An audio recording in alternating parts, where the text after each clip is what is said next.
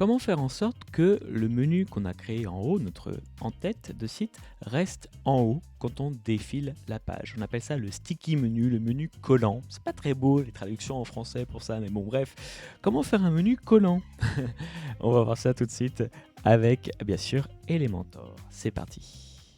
Alors, je suis ici du coup sur vous voyez, sur une page où, en effet, pour tout mon site, hein, évidemment, le menu n'est pas collant. Alors, pour ça, il va falloir aller sur notre menu, évidemment, dans notre header, dans notre modèle de page header.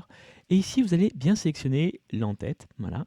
Et ça va se jouer dans Avancer. Dans Avancer, vous avez l'option Effet de mouvement et vous allez simplement demander à l'épingler sur le haut. Alors là, ça ne fonctionne pas. Pourquoi? En fait, c'est juste parce que ici, alors d'ailleurs, je vais remettre juste ça à 0 parce que normalement c'est 0 et on en parlera juste après. Ici, ça ne fonctionne pas juste parce qu'il n'y a pas de couleur de fond à notre petit header. Donc ici, toujours sur la section 1, je vais demander à ce que ça soit blanc, comme ça on va bien le voir par-dessus. Alors c'est quoi cette histoire de décalage, justement? Donc sur l'effet de mouvement ici, j'ai la possibilité de décaler. Alors ça va m'être utile si par exemple je veux aussi que ce petit sur-menu, le menu au-dessus, soit lui aussi, pourquoi pas, épinglé. Là, ce qui va se passer, c'est qu'en fait, par-dessus, j'ai mon blanc qui est par-dessus le noir. Donc dans ce cas-là, je resélectionne ici mon second menu et je vais le demander à le décaler. Donc c'était 42 pixels de mémoire.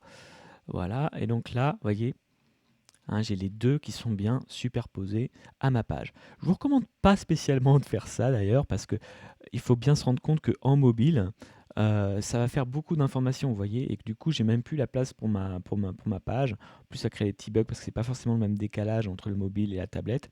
Alors, ce que vous pouvez faire pour éviter ça, c'est aussi utiliser la dernière option qu'on n'a pas encore vue, qui est l'idée que en mobile, vous ne faites pas vous pouvez très bien décider qu'en mobile, il n'y a pas de sticky menu, de menu collant.